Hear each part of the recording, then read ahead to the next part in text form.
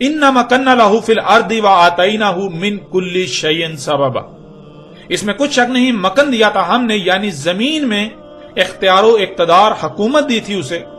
और दिए थे तमाम की तमाम अशिया से असबाब, उसे हर शय से सबब दिया गया था। यहां नाज़रीन सवाल यह पैदा होता है कि अल्लाह सुब्हानहू व तआला ने जमीन में हुकूमत क्यों दी, यानी अल्लाह सुब्हानहू व तआला ने ज़िलकरनैन को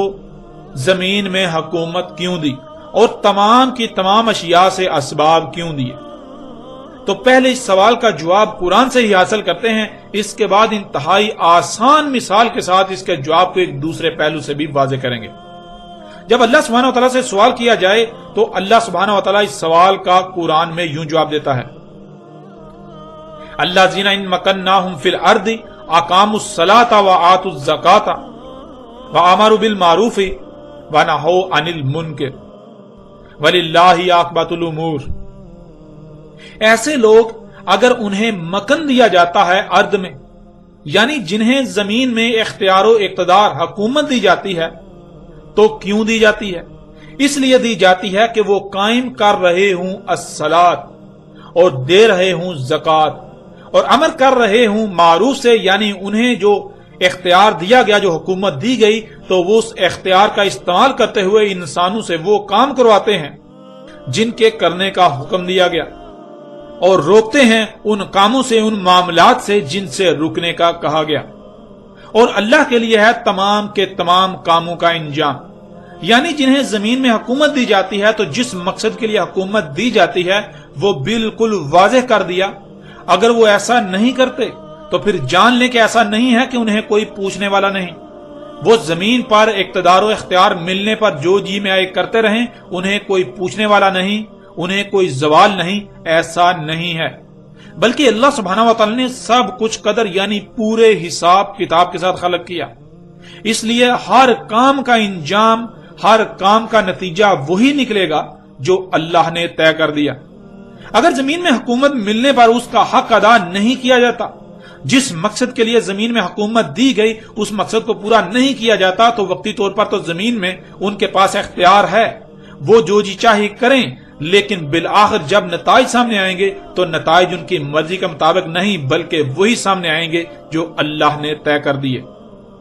इस आयत में अल्लाह सुब्हानहू व तआला ने यह बात वाज़ेह कर दी कि अल्लाह सुब्हानहू व तआला जमीन में जिनको भी हुकूमत इक़्तिदार और इख्तियार देता है तो इसलिए कि अस्सलात कायम करें। आगे बढ़ने से पहले जब तक लफ्ज़ अस्सलात की समझ नहीं आएगी तब तक आगे बढ़ने का कोई फायदा नहीं होगा। नाज़रीन, ना सिर्फ अरबी बल्कि दुनिया में ये एक आम असूल है, अगर किसी भी बात या शय की समझ ना आए तो उसकी जिद को जान लिया जाए, उस बात या उस शय की खुद बहुत समझ आ जाएगी। कुरान में तमाम के तमाम इंसानों को सिर्फ और सिर्फ एक ही काम का हुक्म दिया गया, उसके अलावा किसी दूसरे काम का हुक्म नहीं दिया गया, और वो है अस्सलात। पूरे कुरान में इसी एक हुक्म की हर पहलू से वजाहत की गई कि अस्सलात क्या है, उसे कब कब कैसे कैसे कायम करना है और यह किस तरह कायम होगी, उसे कायम करने के लिए तुम्हें क्या बनना होगा वगैरह। यानी पूरे के पूरे कुरान में जितने भी अहकामात दिए गए हैं वो अस्सलात के ही ज़ैली अहकामात हैं, और फिर अस्सलात कायम ना करने की वजह से इंसानों को किन नुकसानात का सामना करना पड़ेगा उसकी भी हर लिहाज से, हर पहलू से खोल खोल कर वजाहत कर दी गई। यानी कुरान में लफ्ज अस्सलात का हुक्म दिया गया, और अगर अस्सलात का क़याम नहीं होगा तो फिर क्या होगा उसका जिक्र कर दिया गया, और उसके लिए लफ्ज फसाद का इस्तेमाल किया गया।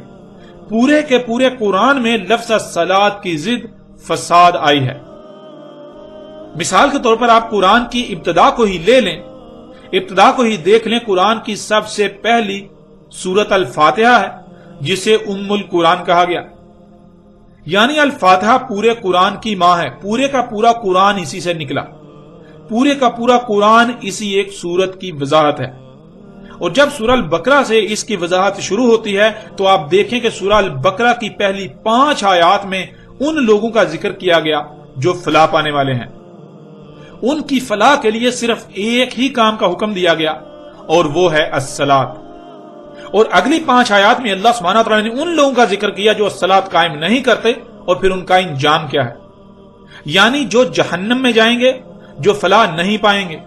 اور آیت نمبر 11 اور 12 میں یہ بات واضح کر دی کہ ان لوگوں کو الصلاۃ کا حکم دیا گیا، لیکن یہ لوگ الصلاۃ کی بجائے اس کی ضد فساد کر رہے ہیں۔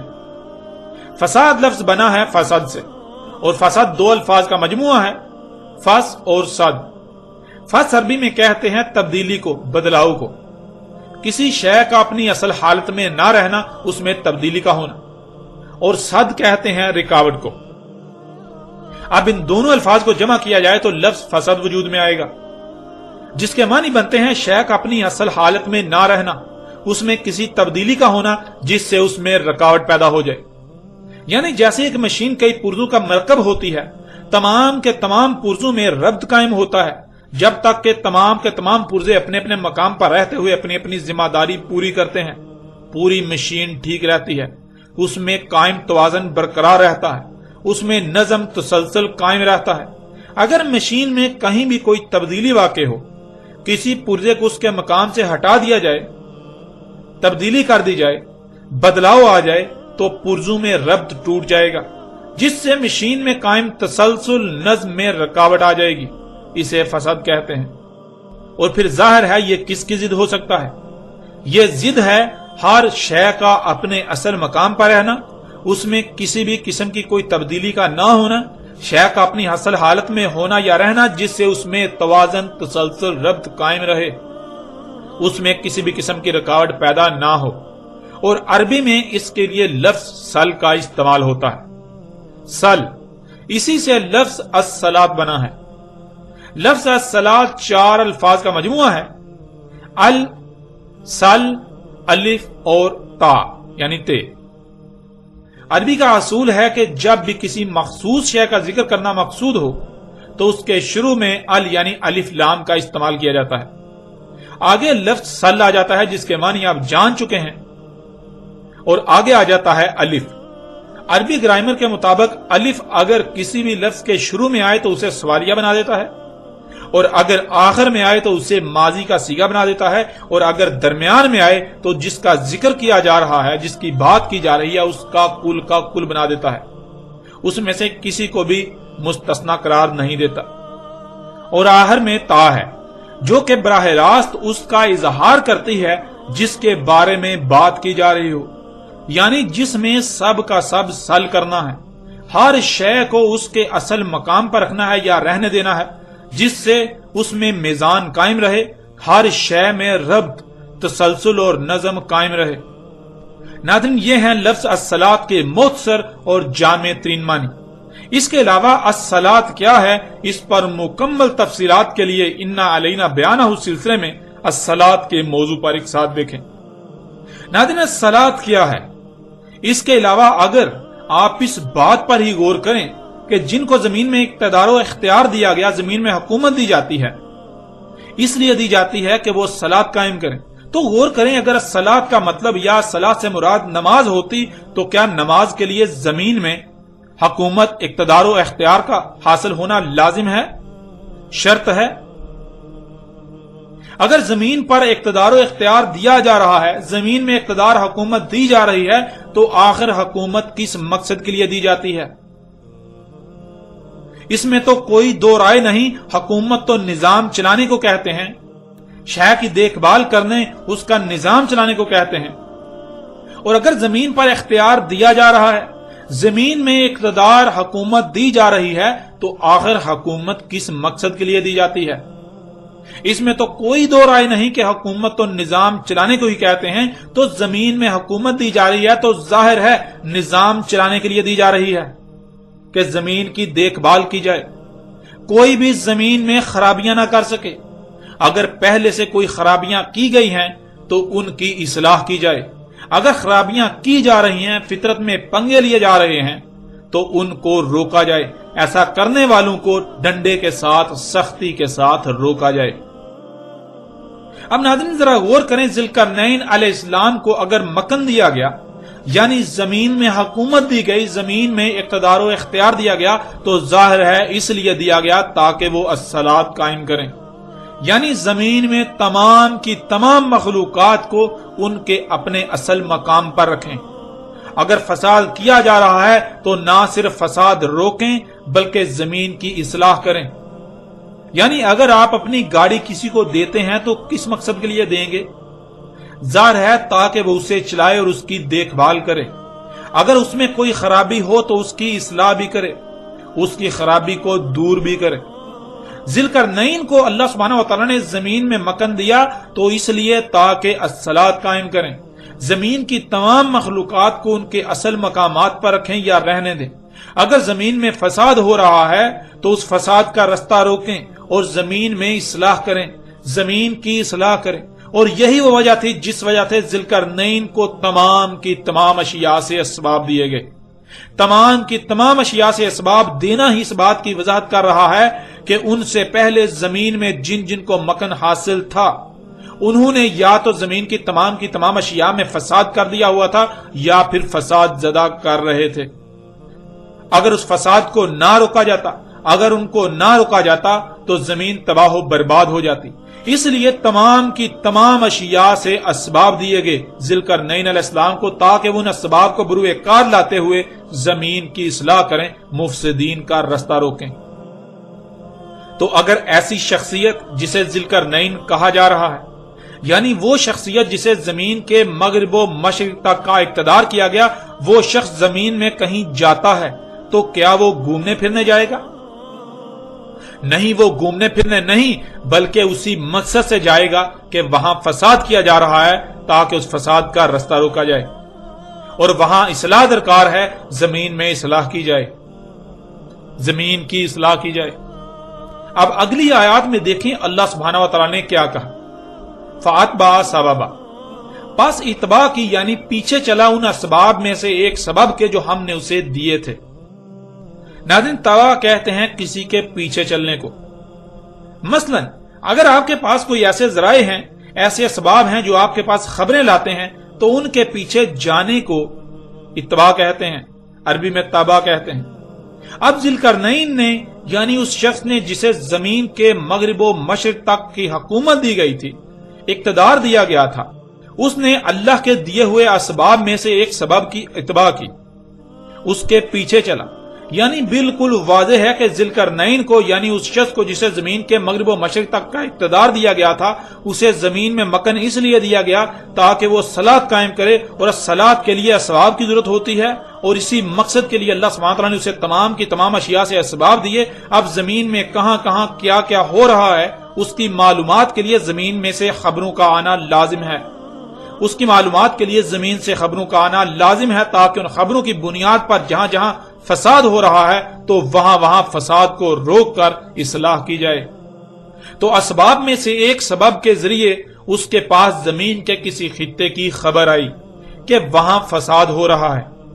جسے روکنے کے لیے اس سبب کی اتباع کی یعنی اس کے پیچھے گئے، اس خبر کے پیچھے گئے۔ قرآن میں اللہ سبحانہ وتعالی نے اس مقام پر تو صرف اتنا بتایا کہ ذوالقرنین کو یعنی اس شخص کو جسے زمین کے مغرب و مشرق تک کا اقتدار دیا گیا تھا اسے اسباب دیے، ان اسباب میں سے ایک سبب کے ذریعے خبر آئی تو اس کے پیچھے گیا۔ اب قرآن سے سوال کرتے ہیں کہ وہ کون سی شخصیت تھی جس کو ایسے اسباب حاصل تھے، جس کو ایسے اسباب دیے گئے تھے، ان اسباب کے ذریعے اس شخصیت کے پاس زمین سے خبریں آتی اور وہ شخصیت ان اسباب کی اتباع کرتی یعنی ان کے پیچھے جاتی۔ جب قرآن سے یہ سوال کیا جائے تو آپ حیران رہ جائیں گے کہ قرآن میں اللہ سبحانہ تعالیٰ نے اس حوالے سے کیا رہنمائی کی، کیسا جواب دیا۔ وَتَفَقَّدَ الطَّيْرَ فَقَالَ مَا لِيَ لَا أَرَى الْهُدْهُدَ أَمْ كَانَ مِنَ الْغَائِبِينَ لَأُعَذِّبَنَّهُ عَذَابًا شَدِيدًا أَوْ لَأَذْبَحَنَّهُ أَوْ لَا يَأْتِنِي بِسُلْطَانٍ مُبِينٍ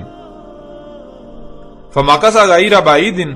فَقَالَ أَحَطتُ بِمَا لَمْ تُحِطْ بِهِ وَجِئْتُكَ مِنْ سَبَإٍ بِنَبَإٍ يَقِينٍ إِنِّي وَجَدتُّ امْرَأَةً تَمْلِكُهُمْ وَأُوتِيَتْ مِنْ كُلِّ شَيْءٍ وَلَهَا عَرْشٌ عَظِيمٌ۔ اس وقت آپ کو اسکرین پر سورہ نمل کی 20 تا 23 تک آیات نظر آ رہی ہیں۔ ان آیات میں سلیمان علیہ السلام الہدہد کے بارے میں پوچھتے ہیں کہ وہ کہاں ہے، کیا وہ غائب ہے یعنی سامنے موجود نہیں ہے؟ اگر وہ بغیر کسی معقول وجہ کے غیر حاضر ہے تو اسے اس کے عمل کی شدید سزا دی جائے گی، اور زیادہ وقت نہیں گزرتا کہ الہدہد حاضر ہوتا ہے اور ساتھ کہتا ہے کہ وہ سبا سے یقینی نبا کے ساتھ آیا ہے۔ اس نے ایک عورت کو دیکھا جو ان پر حکومت کرتی ہے، اس کو تمام کی تمام اشیاء سے دیا گیا،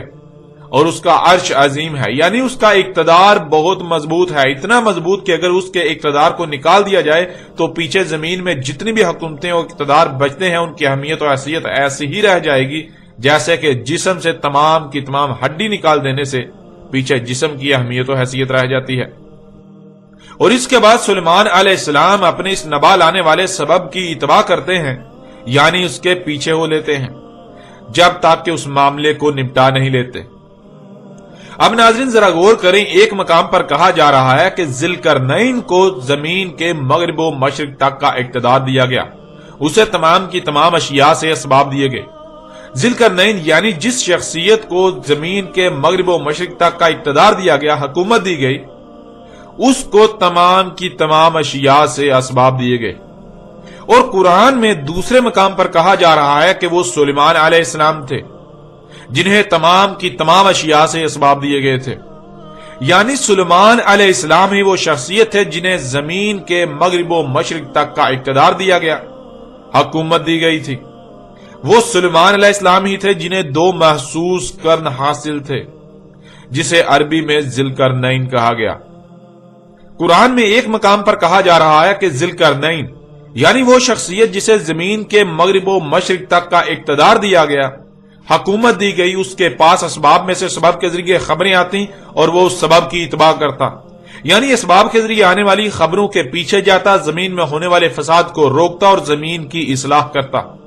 تو وہی قرآن میں دوسرے مقام پر کہا جا رہا ہے کہ وہ سلیمان علیہ السلام تھے جن کے پاس ان کو دیے گئے اسباب خبریں لاتے اور سلیمان علیہ السلام ان اسباب کی اتباع کرتے، یعنی ان کے پیچھے چلتے ہوئے زمین میں ہونے والے فساد کو روکتے اور زمین کی اصلاح کرتے۔ اب ناظرین ذرا غور کریں، ذوالقرنین علیہ السلام کون تھے؟ ذوالقرنین یعنی وہ شخص جسے زمین کے مغرب و مشرق تک کا اقتدار دیا گیا، حکومت دی گئی، جسے زمین کے مغرب و مشرق حاصل تھے۔ قرآن کے اس مقام پر بھی اللہ سبحانہ و تعالیٰ نے یہ بات بالکل کھول کر واضح کر دی کہ ذوالقرنین سلیمان بن داؤد علیہ السلام تھے۔ ذوالقرنین داؤد کے بیٹے سلیمان علیہ السلام تھے۔ اس طرح ناظرین بڑھتے ہیں آگے اور ایک اور پہلو سے اس حقیقت کو آپ کے سامنے رکھتے ہیں کہ ذوالقرنین سلیمان بن داؤد علیہ السلام تھے۔ اس کے لیے اس وقت آپ کو سکرین پر سورہ الکہف کی 85 تا 93 تک آیات نظر آ رہی ہیں جن میں اللہ سبحانہ وتعالیٰ کا کہنا ہے فَأَتْبَعَ سَبَبًا حَتَّى إِذَا بَلَغَ مَغْرِبَ الشَّمْسِ وَجَدَهَا تَغْرُبُ فِي عَيْنٍ حَمِيَةٍ وَوَجَدَ عِندَهَا قَوْمًا قُلْنَا يَا ذَا الْقَرْنَيْنِ إِمَّا أَن تُعَذِّبَ وَإِمَّا أَن تَتَّخِذَ فِيهِمْ حُسْنًا قَالَ أَمَّا مَنْ ظَلَمَ فَسَوْفَ نُعَذِّبُهُ ثم يرد الى ربه فيعذبه عذابا نكرا واما من امن وعمل صالحا فله جزاء الحسنى وسنقول له من امرنا يسرا ثم اتبع سببا حتى اذا بلغ مطلع الشمس وجدها تطلع على قوم لم نجعل لهم من دونها سترا كذلك وقد احطنا بما لديه خبرا ثم اتبع سببا حتی اذا بلغ بین السدین وجد من دونہما قوما لا یکادون یفقہون قولا۔ ناظرین ان آیات میں ذوالقرنین علیہ السلام کے 3 سفروں کا ذکر کیا گیا۔ ان میں پہلا سفر مغرب الشمس کی طرف یعنی جہاں سورج ڈوبتا ہوا نظر آتا ہے اس طرف، یہاں تک کہ اس مقام پر پہنچ گئے کہ سورج گرم پانیوں میں ڈوبتا ہوا نظر آ رہا تھا، یعنی مغرب کی طرف جہاں خشکی ختم اور آگے صرف اور صرف سمندر ہے، یوں مغرب کی طرف زمین کے اس خطے پر پہنچے جہاں خشکی ختم اور آگے سمندر ہی سمندر، اور وہاں سے سورج کو گرم پانیوں کے چشموں میں غروب ہوتا ہوا پایا۔ پھر دوسرے سفر کا ذکر ہے مشرق کی طرف جدھر سے سورج طلوع ہوتا ہے، اس طرف بھی وہاں پہنچے کہ جہاں آگے سمندر ہی سمندر ہے، جب سورج طلوع ہوتا ہے تو وہ پہلی قوم ہے جس پر وہ سب سے پہلے طلوع ہوتا ہے، ان کے بعد باقی اقوام پر ان پر سے گزرتا ہوا طلوع ہوتا ہے۔ مغرب و مشرق میں صرف سفر ہی نہیں کیے بلکہ ان سفروں کے پیچھے مقاصد تھے، یعنی ذوالقرنین علیہ السلام کے پاس ان کو دیے گئے اسباب کے ذریعے خبریں آتی اور ان اسباب کے پیچھے زمین کی اصلاح کی غرض سے فساد کو روکنے کے لیے سفر کرتے رہے۔ مغرب و مشرق میں 2 صد یعنی 2 رکاوٹیں بنائیں، اور پھر ایک تیسرا سفر کیا تو مغرب و مشرق والی دونوں رکاوٹوں کے درمیان پہنچے، پھر وہاں بھی ایک سد تعمیر کی۔ اب ناظرین ذرا غور کریں، اگر آپ مغرب کی طرف سفر کرتے ہیں تو رستے میں دریا، جھیلیں، خشکی، کھائیاں، پہاڑ، دلدل، مشکل اور کٹھن ترین مقامات، گھاٹیاں، وادیاں، گھنے جنگلات، آبادیاں اور ایسے مشکل ترین خطے آتے ہیں کہ زمینی سفر ناممکن بن جاتا ہے، اور صرف ایک ہی صورت پیچھے رہ جاتی ہے جس کے ذریعے سے سفر کرنا ممکن ہو سکتا ہے، اور وہ ہے ہوائی رستہ۔ ذوالقرنین یعنی وہ شخصیت جسے زمین کے دونوں قرن حاصل تھے، یعنی زمین کے مغرب و مشرق تک کا اقتدار و اختیار حاصل تھا، حکومت حاصل تھی، اس کے پاس فضائی سفر کے بھی اسباب موجود تھے جن کے ذریعے اس نے یہ سفر کیے۔ اور یہاں یہ بات بھی ذہن میں ہونا لازم ہے کہ وہ شخصیت محض اکیلے ہی سفر نہیں کرتی تھی، بلکہ جب دشمن کے مقابلے پر نکلا جاتا ہے، دشمن کے علاقے پر حملہ کیا جاتا ہے، جنگ کے لیے نکلا جاتا ہے، تو اکیلے نہیں بلکہ فوج اور قوت کے ساتھ جایا جاتا ہے، فوج اور پوری قوت کے ساتھ نکلا جاتا ہے۔ فوج اور دشمن سے مقابلہ کرنے کے لیے جن اسباب کی ضرورت ہوتی ہے ان اسباب و وسائل کے ساتھ نکلا جاتا ہے۔ اس لیے ذوالقرنین علیہ السلام اپنی فوج اور قوت کے ساتھ ہوائی اسباب کے ذریعے مغرب و مشرق میں پہنچے اور دشمن کے علاقوں پر حملہ آور ہوئے، اور پھر وہاں جو کرنا مقصود تھا وہ سب کیا۔ ناظرین یہ آیات بالکل واضح کرتی ہیں کہ ذوالقرنین علیہ السلام وہ شخصیت تھی جسے فضائی اسباب بھی حاصل تھے، اور اس نے ان اسباب کا استعمال کرتے ہوئے فضائی سفر کیے،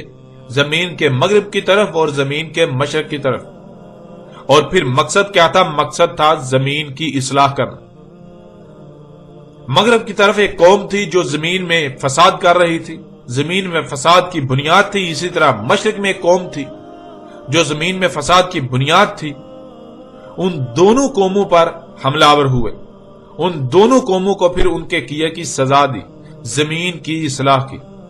اب قرآن سے سوال کرتے ہیں اور دیکھتے ہیں کہ قرآن اس سوال کا جواب دیتا ہے کہ وہ کون سی شخصیت تھی جسے نہ صرف فضائی سفر کے اسباب دیے گئے تھے بلکہ اس نے ایسے سفر بھی کیے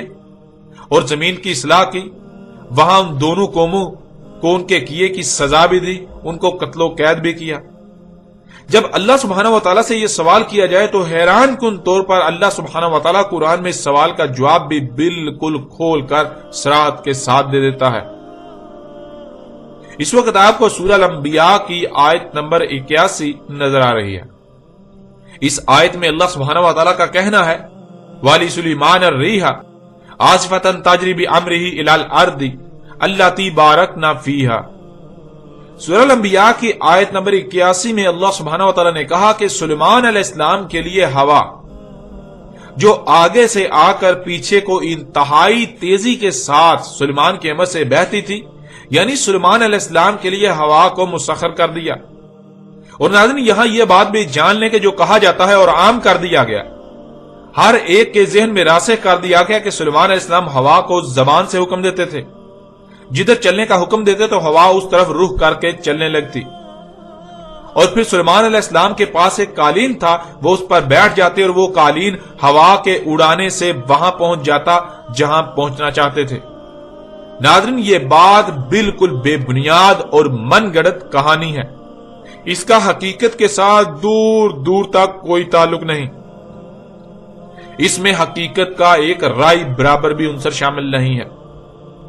ہوا کا مسخر کرنے کا مطلب ہرگز یہ نہیں ہے کہ سلیمان علیہ السلام زبان سے ہوا کو جدھر جی چاہے کہتے کہ اے ہوا چل پڑ تو ہوا چل پڑتی، بلکہ اللہ سبحانہ و تعالیٰ نے بالکل واضح کر دیا کہ سلیمان علیہ السلام کو علم دیا گیا تھا، پھر اس علم کے ذریعے سلیمان علیہ السلام کو اسباب بھی دیے گئے تھے، جیسا کہ آپ ان آیات میں دیکھ سکتے ہیں۔ اس وقت آپ کو سکرین پر سورہ نمل کی آیت نمبر 15 نظر آ رہی ہے۔ وَلَقَدْ آتَيْنَا دَاؤُدَ وَسُلَيْمَانَ عِلْمًا، اور تحقیق کے دیا تھا ہم نے داؤد اور سلیمان کو علم۔ اب ناظرین ذرا غور کریں کون سا علم دیا تھا؟ اللہ سبحانہ و تعالیٰ نے سلیمان علیہ السلام کو کون سا علم دیا تھا، اور پھر وہ علم دینے کا مقصد کیا تھا؟ جب آپ غور کریں تو ہر بات کھل کر سمجھ آ جائے گی۔ اسی علم کو استعمال کرتے ہوئے سلیمان علیہ السلام نے ہر شے سے اسباب حاصل کیے تھے، اور اسی کا سورہ نمل کی اگلی ہی آیت نمبر 16 میں ذکر موجود ہے۔ اس وقت سورہ نمل کی آیت نمبر 16 آپ کو سکرین پر نظر آ رہی ہے۔ وَوَارِثَ سُلَيْمَانُ دَاوُدَ وَقَالَ يَا أَيُّهَا النَّاسُ عُلِمْنَا مَنطِقَ الطَّيْرِ وَأَوْتَيْنَا مِنْ كُلِّ شَيْءٍ۔ سلیمان علیہ السلام نے کہا، اے لوگو، علم دیا گیا ہمیں منطق الطیر کا، یعنی فضا میں تیرنے کی منطق کا علم دیا گیا کہ کس طرح فضا میں تیرا جا سکتا ہے، کس طرح ہواؤں میں اڑا جا سکتا ہے، ہواؤں میں سفر کیا جا سکتا ہے، اور دیا گیا ہمیں تمام کی تمام اشیاء سے۔ یعنی قرآن میں اللہ سبحانہ وتعالی نے یہ بات بالکل کھول کر واضح کر دی کہ سلیمان علیہ السلام کو علم دیا گیا تھا، اور اس علم کی بنیاد پر سلیمان علیہ السلام کو تمام کی تمام اشیاء سے اسباب دیے گئے تھے۔ ان اسباب میں سے سبب کے ذریعے سلیمان علیہ السلام ہواؤں میں، فضاؤں میں انتہائی تیز رفتاری سے سفر کرتے تھے، اور ان سفروں کا ذکر بھی اللہ سبحانہ وتعالی نے قرآن میں کر دیا، جیسا کہ آپ اس آیت میں دیکھ رہے ہیں، سورہ سبا کی آیت نمبر 12۔ وَلِسُلَيْمَانَ الرِّيحَ غُدُوهَا شَهْرٌ وَرَوَاحُهَا شَهْرٌ۔ اس آیت میں سلیمان علیہ السلام کے مشرق و مغرب میں کیے جانے والے سفر اور ان کی تیز رفتاری کا ذکر کیا گیا۔ سلیمان علیہ السلام کو جو علم دیا گیا تھا، اس علم کے ذریعے سلیمان کو اسباب دیے گئے۔ ان اسباب کے ذریعے سلیمان علیہ السلام کے امر سے ہوا انتہائی تیز رفتاری سے بہتی تھی،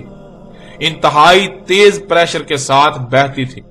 جس سے سلیمان کا امر یعنی کام ہوتا تھا۔ اور سلیمان کا کام کیا تھا، اس کی وضاحت بھی اللہ سبحانہ تعالیٰ نے دوسرے مقام پر کر دی، جس کا پیچھے ذکر کیا جا چکا کہ سلیمان کا مقصد تھا زمین کی اصلاح کرنا۔ سلیمان علیہ السلام کو تمام کی تمام اشیاء سے اسباب دیے گئے، تو ظاہر ہے ہواؤں میں سفر کرنے کے بھی اسباب دیے گئے۔ ان اسباب کے ذریعے سلیمان علیہ السلام کے لیے ہوا کو مسخر کر دیا گیا تھا، بالکل ایسے ہی جیسے آج انسانوں نے ہوا کو مسخر کر لیا ہے ہیلی کاپٹروں، جہازوں اور جیٹ انجنوں وغیرہ جیسے اسباب کے ذریعے۔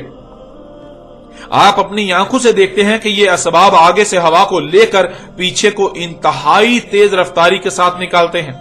یوں ہوا ان کے امر سے بہتی ہے، اور ان کا امر یعنی کام انجام پاتا ہے، یہ آگے کو انتہائی تیز رفتاری کے ساتھ سفر کرتے ہیں۔ یوں نہ صرف آپ پر یہ بات بالکل واضح ہو گئی کہ سلیمان علیہ السلام جو ہواؤں میں سفر کرتے تھے تو وہ ایسا نہیں تھا جو آج تک پھیلا دیا گیا، جو کہانیاں گڑھ کر پھیلا دی گئیں، بلکہ حقیقت یہ ہے کہ سلیمان کو علم دیا گیا، اور اسی علم سے سلیمان کو اسباب دیے گئے۔ ان اسباب کے ذریعے سلیمان ہواؤں میں سفر کرتے تھے، اور وہ سفر بے مقصد اور فضول نہیں ہوتے تھے، بلکہ وہ سفر زمین میں اصلاح کی غرض سے ہوتے تھے، زمین میں فساد کو روکنے کی غرض سے ہوتے تھے۔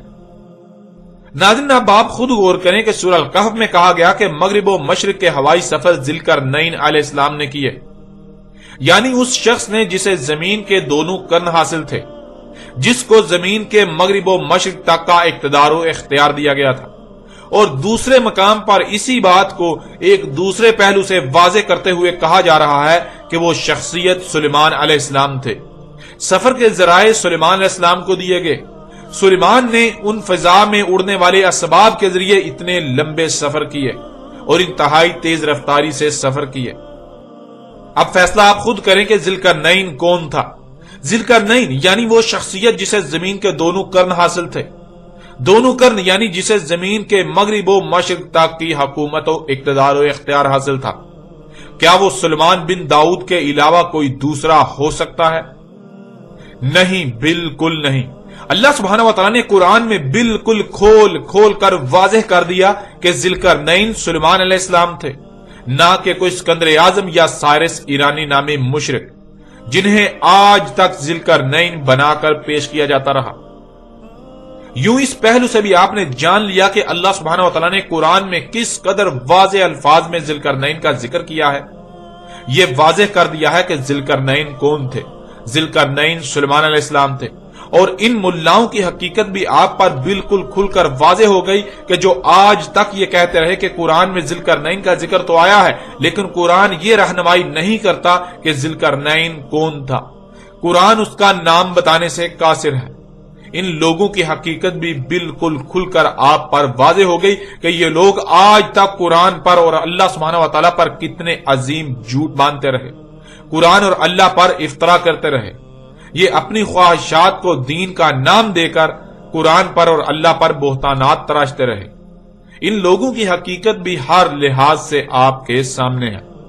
ناظرین، بڑھتے ہیں آگے اور قرآن ہی سے مزید مختلف پہلو سے کھول کھول کر آپ پر واضح کرتے ہیں کہ ذوالقرنین سلیمان علیہ السلام تھے، نہ کہ کوئی دوسری شخصیت۔